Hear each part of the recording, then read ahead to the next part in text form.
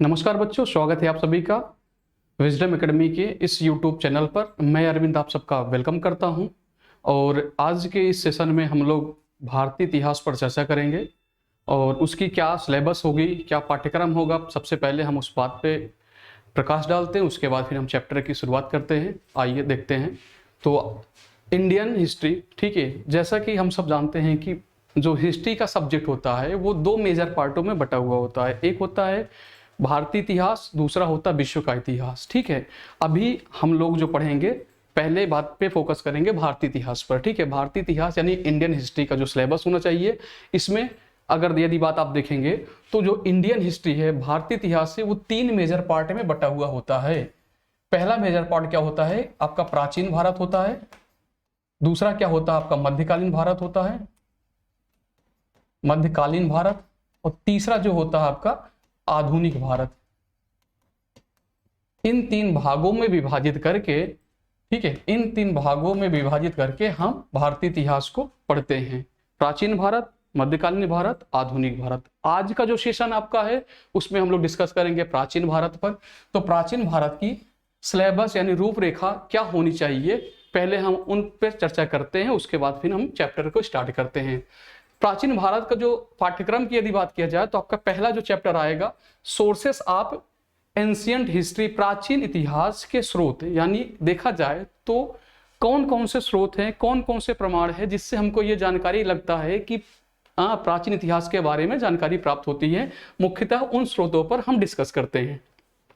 इसी क्रम में जो हमको अगला चैप्टर पढ़ना रहेगा, प्री हिस्टोरिक पीरियड, प्रागैतिहासिक काल जिसको बोलते हैं। और प्रागैतिहासिक काल में मुख्यतः स्टोन एज और कॉपर एज यानी पाषाण युग और ताम्र युग पर पढ़ना रहेगा हम लोगों को। अगला जो चैप्टर रहेगा आपका प्रोटो हिस्टोरिक पीरियड, जिसको आद्य ऐतिहासिक काल कहते हैं। और आद्य ऐतिहासिक काल में अगर देखा जाए तो देश की सरजमी पर सबसे पुरानी सभ्यता सिंधु घाटी सभ्यता और वैदिक सभ्यता के बारे में हम लोग डिस्कस करेंगे, जो कि अपने परिपक्व चरण में लगभग 2500 ईसा पूर्व से 1750 ईसा पूर्व तक ये चली रही है। और वैदिक सभ्यता की यदि बात किया जाए तो 1500 ईसा पूर्व से लेकर के 600 ईसा पूर्व तक की वैदिक सभ्यता चली रही है। उसके बाद हम लोग इंटर करते हैं ऐतिहासिक पीरियड में। ऐतिहासिक काल में मेनली हम लोग को पढ़ना रहेगा क्या, 16 महाजनपदों के बारे में। ठीक है, तो बौद्ध धर्म के अंगुत्तर निकाय एवं जैन धर्म के भगवती सूत्र से हमको ये जानकारी मिलता है कि 600 ईसा पूर्व में भारत में कुल 16 महाजनपद हुआ करते थे, जिनकी अलग अलग राजधानियां हुआ करती थी। तो 16 महाजनपद के बारे में अगले पढ़ना रहेगा, अगला पाठ्यक्रम रहेगा आपका, यानी अगला चैप्टर रहेगा आपका। इसके बाद हमको रिलीजियस मूवमेंट के बारे में पढ़ना होता है। यानी अगर देखा जाए तो 600 ईसा पूर्व के धार्मिक आंदोलन के बारे में पढ़ना होगा, जिसमें मुख्यतः हम बौद्ध धर्म और जैन धर्म के बारे में पढ़ेंगे।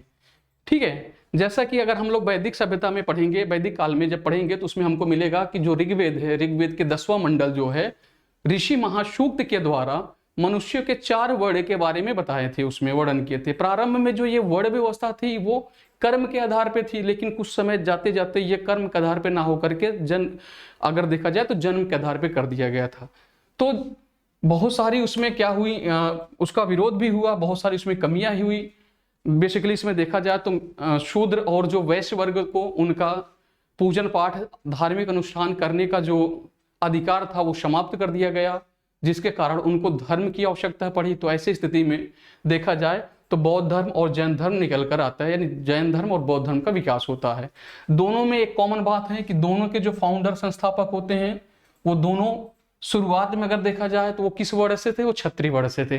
यानी इसमें हम बात करेंगे मुख्यतः सिद्धार्थ के बारे में, जो महाज्ञान की प्राप्ति के बाद कहलाएं, गौतम बुद्ध कहलाएं, और उन्होंने शुरुआत किया बौद्ध धर्म का।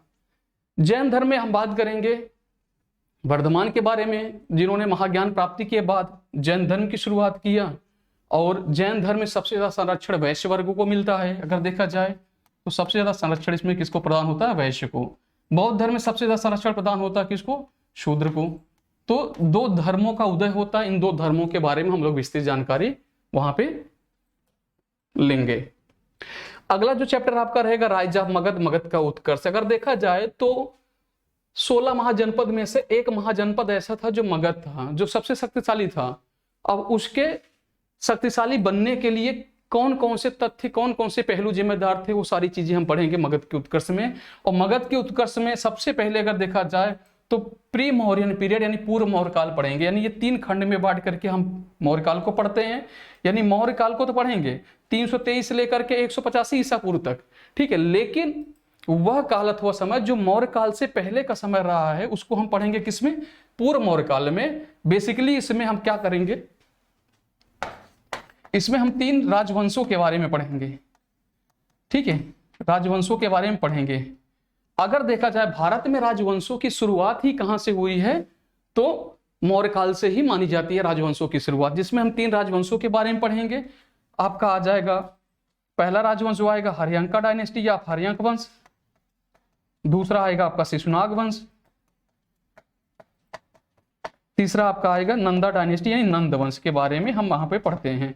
और प्री मौर्यन पीरियड यानी पूर्व मौर्य काल में 2 विदेशी आक्रमण हुए हैं, उन 2 विदेशी आक्रमणों को हम पढ़ेंगे। पहला आक्रमण जो था पर्शियन के द्वारा हुआ है, या जिसको वर्तमान में हम ईरान कहते हैं, या ईरानियों के द्वारा, ठीक है। दूसरा आक्रमण जो है यूनानियों के द्वारा हुआ है। तो यानी पूर्व मौर्य काल में हम 3 राजवंशों के बारे में पढ़ते हैं, और इसके साथ साथ 2 जो है फॉरेन इन्वेजन के बारे में पढ़ते हैं, फॉरेन इन्वेजन के बारे में पढ़ते हैं, 2 विदेशी आक्रमण के बारे में पढ़ते हैं, जिसमें आपका क्या रहेगा, पर्शियन यानी ईरानियों का आक्रमण,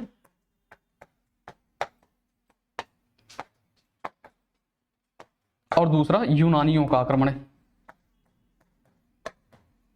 यूनानियों का आक्रमण, ठीक है।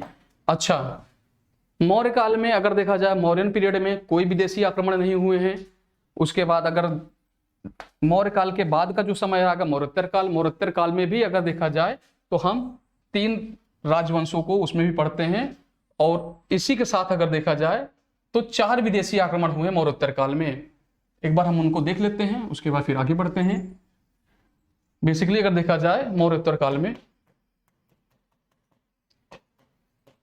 मौर्योत्तर काल की बात करेंगे तो मौर्योत्तर काल में हमको पढ़ना रहेगा सबसे पहले जो डायनेस्टी रहेगी शुंगा डायनेस्टी या शुंग वंश जिसको आप बोल सकते हैं, शुंग वंश। दूसरी डायनेस्टी जो हमको पढ़ना रहेगा वो कण्व वंश, ठीक है, कण्व वंश। उसके बाद तीसरी डायनेस्टी जो हमको पढ़ना रहेगा आंध्र सातवाहन वंश, आंध्र सातवाहन वंश के बारे में हमको पढ़ना रहता है। 3 डायनेस्टी मौर्योत्तर काल में पढ़ेंगे। और इसी मौर्योत्तर काल में अगर देखा जाए तो 4 विदेशी आक्रमण हुए हैं, ठीक है, 4 विदेशी आक्रमण हुए, ठीक है, 4 विदेशी आक्रमण हुए, जिसमें से सबसे अगर देखा जाए तो इंडो ग्रीक जिसको आप बोलते हैं हिंद यूनानी का आक्रमण, हिंद यूनानी का आक्रमण। उसके बाद हम पढ़ेंगे सीथियन या शक आप कह सकते हैं, शकों का आक्रमण भारत में हुआ है। उसके बाद पहलवों का आक्रमण, ठीक है, पहलवों का आक्रमण। उसके बाद हम पढ़ते हैं क्या, कुषाणों का आक्रमण, मौर्योत्तर काल में कुषाणों का आक्रमण।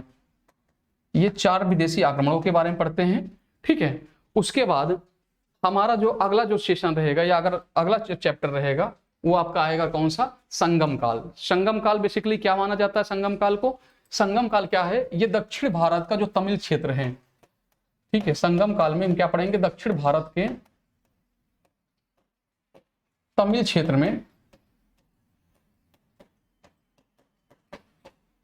कुछ महासंगीतियां हुई है, या आप बोल सकते हो कि महायोजन हुआ है, ठीक है, जिसमें मुख्यतः उसका वजह क्या था, उद्देश्य क्या था, जो तमिल साहित्य है, तमिल ग्रंथ हैं, उनको लिपिबद्ध करने के लिए दक्षिण भारत के तमिल क्षेत्र में कुछ महासंगीतियां, कुछ महाबैठक हुई हैं, जिनको हम संगम काल के युग में पढ़ते हैं, यानी संगम काल के चैप्टर में पढ़ते हैं।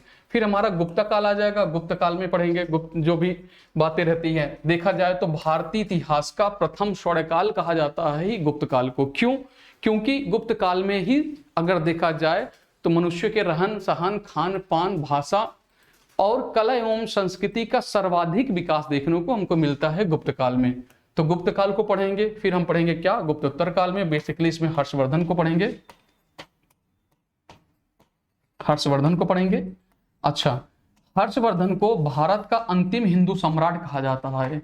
ठीक है, भारत का अंतिम जो है हिंदू सम्राट कहा जाता है हर्षवर्धन को। जैसा कि आप सब जानते हैं, क्यों कहा जाता है? क्योंकि जो पूरा का पूरा आर्यावर्त का जो क्षेत्र था, पूरे के पूरे आर्यावर्त के क्षेत्र पर अगर देखा जाए तो अंतिम शासक हर्षवर्धन ही था, जो अपना अधिकार जमा करके उस पर शासन किया था।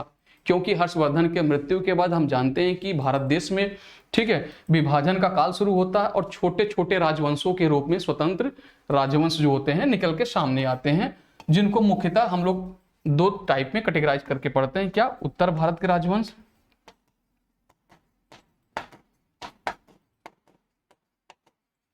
और दक्षिण भारत के राजवंश के रूप में पढ़ेंगे। दक्षिण भारत के राजवंश के रूप में पढ़ते हैं। ठीक है, लेकिन ये जो पहलू है, ये तत्व जो है, ये पॉइंट है, इस पॉइंट को हम पूर्व मध्यकालीन भारत में पढ़ेंगे, यानी मध्यकाल स्टार्ट होने से पहले वाला जो समय था उसमें पढ़ेंगे बेसिकली। तो आज हम लोग का जो पोर्शन रहा है प्राचीन इतिहास का, यानी गुप्तोत्तर काल तक हम लोग पढ़ेंगे सारा का सारा। अब बाई वन करके हम लोग स्टार्ट करते हैं। तो चलिए फिर शुरुआत करते हैं प्राचीन भारत का। लेकिन सबसे पहले अगर देखा जाए तो मेरा एक सवाल है आप लोग से, ठीक है, वो सवाल क्या है कि what is history? What is history? इतिहास क्या है? इतिहास क्या है? ठीक है, तो इतिहास क्या है, मेनली क्या होना चाहिए, डेफिनेशन क्या होना चाहिए इसका, हम लोग देखते हैं। ठीक है, देखिए अगर बात आती है इतिहास की तो आप कहेंगे हिस्ट्री जो है, हिस्ट्री इज अ टेक्स्ट, यानी इतिहास एक ग्रंथ है। इतिहास एक ग्रंथ है जो बीते हुए समय में घटी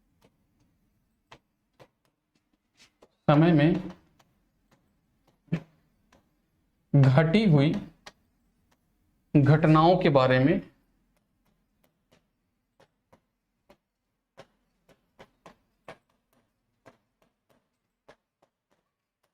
के बारे में जानकारी देता है।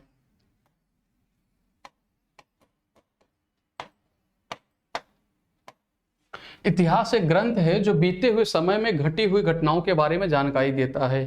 क्या यह डिफिनेशन सही है पूरी तरीके से? ठीक है, कंप्लीट करते हैं डेफिनेशन को। ठीक है, इतिहास एक ग्रंथ है, ठीक है, जो बीते हुए समय में घटित हुई घटनाओं के बारे में जानकारी देते हैं, जो डेफिनेटली हैपन हुई हो, जो निश्चित तौर पर घटित हुई हो, जो निश्चित तौर पर घटित हुई हो, जो निश्चित तौर पर घटित हुई हो, और जिनके घटित होने का, और जिनके,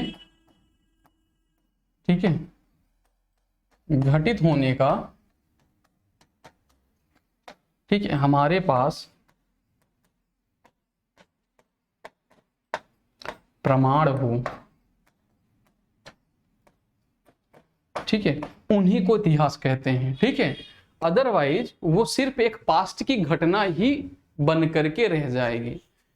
ठीक है, अदरवाइज जो पास्ट की घटना बन करके रह जाएगी, यानी जो डेफिनेटली हैपन हुई हो, जो निश्चित तौर पर घटित हुई हो, और जिनके घटित होने का हमारे पास क्या है, स्रोत हो, प्रमाण हो। ठीक है, सिर्फ उन्हीं घटनाओं को या फिर उन्हीं को हम इतिहास की संज्ञा देते हैं। ठीक है, चलिए तो सबसे पहले देखते हैं आगे। ठीक है, ये तो हुई आपका डिफिनीशन। ठीक है, आगे देखते हैं कि जो हिस्ट्री शब्द है, ठीक है,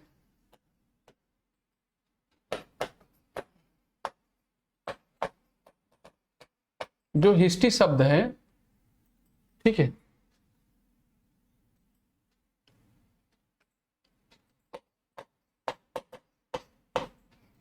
जो हिस्ट्री शब्द है वॉज डेराइव, ठीक है, the word history was derive, ठीक है, ग्रीक वर्ड ठीक है, ग्रीक वर्ड यानी यूनानी शब्द कौन सा, हिस्टोरिया। ठीक है, हिस्टोरिया यानी अगर देखा जाए, ठीक है, जो हिस्ट्री है वो हिस्टोरिया शब्द से बना हुआ। हिस्टोरिया क्या है, एक यूनानी भाषा का एक शब्द है। ठीक है, यूनानी भाषा का एक शब्द है। तो हिस्ट्री शब्द जो है वो बना किससे, हिस्टोरिया से। हिस्टोरिया क्या है कि यूनानी शब्द है। इस हिस्टोरिया का क्या मीनिंग होता हम देखते हैं। ठीक है, इस हिस्टोरिया का क्या मीनिंग होता है ये देखते हैं। ठीक है, हिस्टोरिया किसे कहते हैं। ठीक है, तो निकल का आएगा क्या है इसका meaning, the knowledge, the information और knowledge,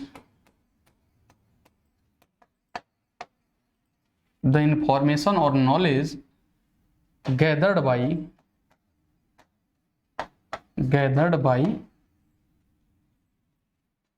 investigation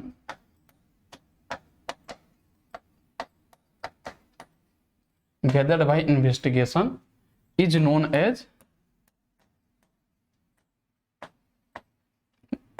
historia, is known as historia। कहने का मतलब कि छानबीन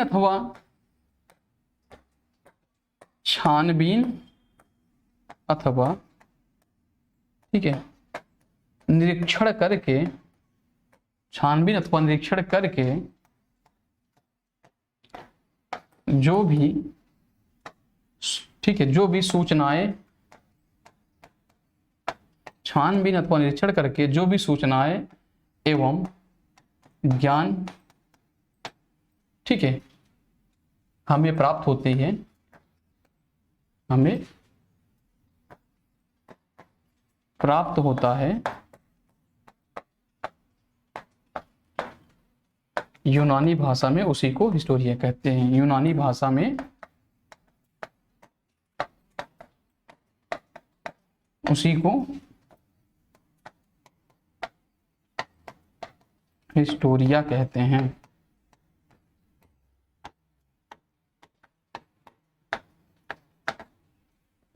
कहने का मतलब जो हमारा ये हिस्ट्री शब्द है, जो हिस्ट्री शब्द है वो यूनानी शब्द जो है हिस्टोरिया से जनरेट हुआ है, बना हुआ है।